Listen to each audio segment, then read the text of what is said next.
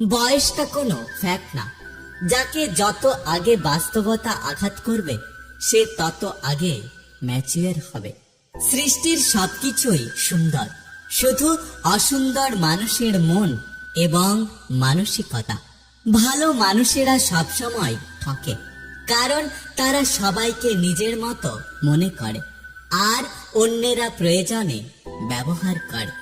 আজও আমি একটা প্রশ্নের উত্তর পেলাম না, আসলে ঠকায় কে, মানুষ নাকি ভাগ্য? কেউ গল্প সৃষ্টি করে চলে যায়, আর কেউ সেই গল্পটা নিয়ে আজীবন বয়ে বেড়ায়। 10 বছর লেখাপড়া করেও আপনি সেই শিক্ষা পাবেন না। 10 মিনিট খারাপ সময় আপনাকে যা শিখিয়ে দেবে।